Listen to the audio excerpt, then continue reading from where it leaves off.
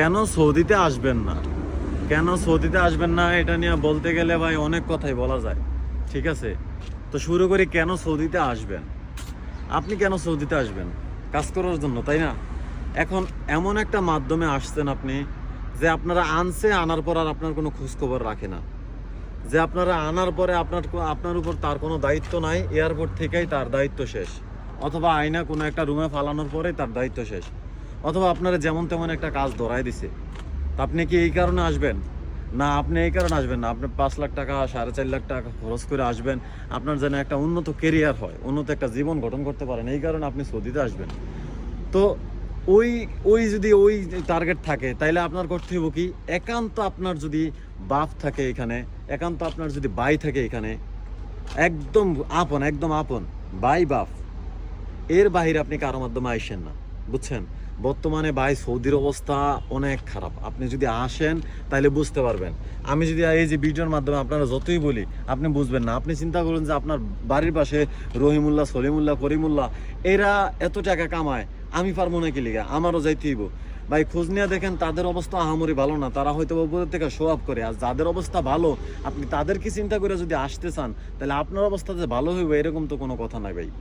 আপনার অবস্থা কেমনে ভালো হইব? ওই যে আপনার ওই যে রহিমুল্লাহ, সলিমুল্লাহ টাকা কামাইতেছে, তার একটা পজিশন সে দাঁড় করছে, বা সে অনেক পুরানো লোক, সে আসছে যখন তখন কাজের চাহিদা ছিল, লোকের চাহিদা ছিল, তখন সে কাজ করছে, কাজ পাইছে, ভালো একটা কাজ পাইছে, এখন সে তার পজিশনে গেছে। এখন আপনি নতুন আসার পরেই যে সেই পজিশনে চলে যাবেন এমন কোনো কথা না।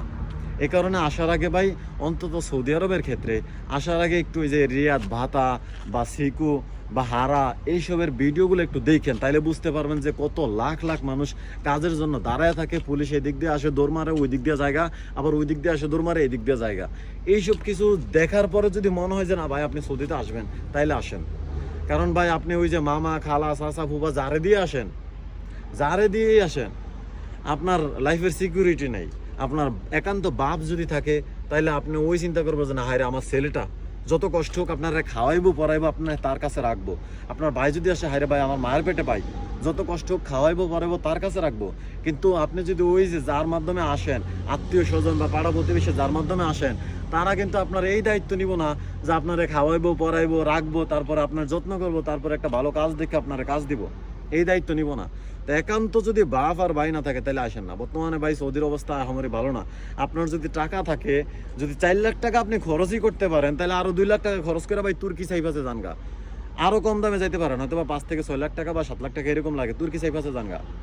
তার আরো যদি বেশি টাকা থাকে তাহলে আপনি সাইফাসে যান, একটা কোর্স করেন। আরো যদি টাকা থাকে আপনি আইলস করেন, আইলস করে যান। আরো যদি টাকা থাকে তাহলে আপনি ইতালির দিকে লাইন দেন ভাই 20-22 লাখ টাকা দেয়া। কিন্তু এইখানে আপাতত আইসেন না। এইখানে যে মানুষগুলো আসছে তাদের কষ্টের কাহিনী যদি একবার আপনাদেরকে দেখানো যাইতো ভাই, আবার বলতেন না যে এখানে আপনারা আসবেন। বর্তমানে এখানে যারা আছে, পুরান আছে, যারা কাজ জানে, তাদেরই কাজের সংকট। আপনারা নতুন হয় না, কি কাজ দিব বলেন তো? তো এই কারণে আসার আগে চিন্তা ভাবনা করে আসেন। আমি আপনাদেরকে নিরুৎসাহিত করতেছি না, আমি বাস্তবতা বুঝাইতেছি। তারপরে যদি মনে হয় আসবেন, একান্ত নিজের কোনো লোক থাকলে ওই লোকের মাধ্যমে আসেন। ওই যে ও কামাইতেছে, ওই কামাইতেছে, এইসব কিছু দেখে আপনি দালালের মাধ্যমে আসবেন, আসার পরে ফাঁসবেন ভাই। আমি আবারও বলে দিলাম, আসার পরে বাসবেন। আর এমনই দেখা যাইতেছে যে এখানে যদি আপনি অন্তত 1,000 রিয়াল কামান, মাসে 32,000, 33,000, 35,000 টাকা কামাইবেন। কিন্তু এখানে আসার পরে বাস্তবতাটা ভিন্ন হয়ে যাবে। যখন দেখবেন যে আপনি মাসে 32,000 টাকা কামান, কিন্তু আপনার খরচই হয়ে যাবো মাসে প্রায় 15-20,000 টাকা, তখন চিন্তা করবেন যে হায় রে, এত ভালো আমি দেশে আসছিলাম। ঠিক আছে, এর থেকে ভালো আপনি দেশে আসছিলেন। কিন্তু এইখানে আসার পরে ভাই বাস্তবতা ভিন্ন।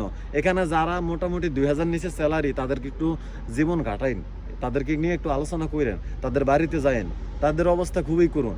আর এখানে 2,000 টাকা স্যালারি পাওয়া এখন মুশকিল। 1200-1300 টাকা স্যালারিতে মানুষ হাজার হাজার লোক লাইন দিয়ে রাখছে, ভ্যাকেন্সি নাই, কিন্তু মানুষ বেশি।